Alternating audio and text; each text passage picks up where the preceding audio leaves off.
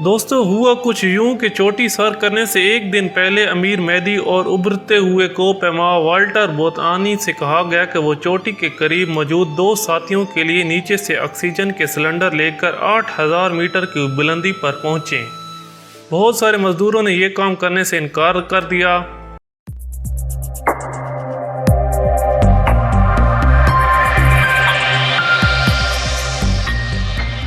दोस्तों, वादी हुंजा में शाहराह कराकरम पर पहाड़ों के बीच हसन आबाद नामी एक छोटा सा गांव है। किसी ज़माने में यहाँ अपने दौर के एक बहुत बड़े को-पैमा रहते थे। नाम इनका अमीर मेहदी था और काम था इनका भारी भरकम सामान उठाए ऊंचे ऊंचे पहाड़ों पर चढ़ना। अमीर मेहदी थे तो पहाड़ों के कुली, लेकिन इन्हें केटू की चोटी पर पाकिस्तानी परचम लहराने की बहुत बड़ी ख्वाहिश थी। उन्होंने 1954 में अतालवी को-पैमाओं के मिशन में इनका भरपूर साथ दिया और एक मरहले पर अपनी जान तक की बाजी लगा दी। लेकिन इस तारीखी मिशन में केटू के बर्फीले पहाड़ों पर मेहदी के साथ बहुत बड़ा धोखा हुआ। दोस्तों, चोटी सर की दो अतालवी को-पैमाओं ने कंप्यूनी और लीनो लाच दीलू ने और दुनिया में नाम हुआ इनका, लेकिन इसमें मेहदी का किरदार किसी को याद ना रहा, जिसके बगैर शायद ये मिशन कामयाब ही ना हो पाता। दोस्तों, केटू के इस मिशन से एक साल पहले अमीर मेहदी नांगा पर्वत पर सर करने वाले ऑस्ट्रेलियन टीम के हमरा अपनी हिम्मत और बहादुरी के जौहर दिखा चुके थे। अगले बरस इटली को-पैमा टीम ने रियासत हुंजा के हुक्मरान मीर जमाल खान से रब्ता करके केटू के मिशन के लिए उनसे कुछ मजबूत बंदे मांगे। तो रियासत हुंजा के हुक्मरान ने अमीर मेहदी को नामजद कर दिया इस काम के लिए। बस फिर क्या था, अतालवी को-पैमाओं के मिशन में मेहदी ने उनका भरपूर साथ दिया।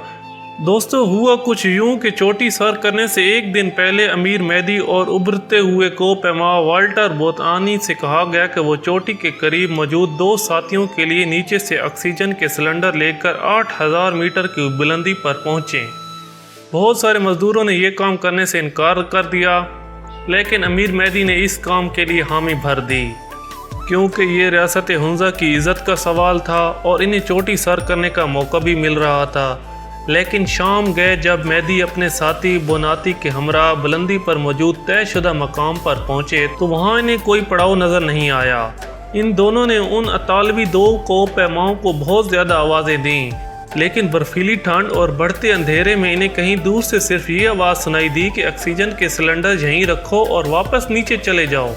और फिर इनका एक दूसरे से राब्ता मुनक़ता हो गया। इस वक्त तक रात हो चुकी थी। मेहदी और उसका साथी बोनाती थक्कन से चूर हो चुके थे और ऐसे हालात में इनके लिए वापस उतरना मुमकिन ना था। मजबूरी में दोनों को वो रात बगैर किसी खेमे के बर्फ़ की सिल पर -50 डिग्री सेंटीग्रेड ठंड में गुजारनी पड़ी। दोस्तों, ये दोनों मौत के लिए तैयार थे, लेकिन इनकी किस्मत अच्छी थी कि वो इस सूरत हाल से जिंदा बच निकले। दोस्तों, ये बात कई दहाइयों बाद साबित हुई कि ऊपर चोटी के करीब मौजूद दो अतालवी को-पैमाओं ने जानबूझकर अपना खेमा तयशुदा जगह से बदल कर ऊपर एक ऐसी मुश्किल जगह पर लगा दिया था जहां नीचे से आने वालों के लिए वहां पहुंचना मुश्किल था। मकसद इनका सिर्फ यही था कि मेहदी को चोटी सर करने से दूर रखना, ताकि 4 नहीं बल्कि सिर्फ 2 ही लोग ये तारीखी एजाज़ हासिल कर सकें। दोस्तों, अगली सुबह सूरज की पहली किरण निकलते ही मेहदी और बोनाती ने ऑक्सीजन के सिलेंडर वहीं छोड़े और नीचे का सफ़र शुरू कर दिया, जबकि दूसरी तरफ कंप्यूनी और लाचा देली ने अपने खेमों से बाहर आए। उन्होंने पीछे छोड़े गए ऑक्सीजन के सिलेंडर उठाए और उन सिलेंडरों की मदद से कुछ ही घंटों में चोटी सर कर डाली। उन्होंने नई तारीख रकम कर दी। कंप्यूनी और लाचा देली इटली के लिए ये एजाज़ हासिल करके कौमी हीरो करार दिए गए, लेकिन बोनाती और मेहदी के साथ जो उन्होंने सलूक किया ये सरकारी तौर पर दबा दिया गया। दोस्तों, अतालवी को-पैमा खुद तो पूरी तैयारी और ज़रूरी साजो सामान के साथ ऊपर गए थे, लेकिन मेहदी के पास बुलंद बर्फानी पहाड़ पर चलने के लिए मुनासिब जूते तक नहीं थे। बर्फीली चट्टान पर खुले आसमान तले रात गुजारने के बायस मेहदी के हाथ और पाँव बुरी तरह मुतासिर हुए। जब तक वो चलकर वापस बेस कैंप पहुँचे इनके पैर जवाब दे चुके थे।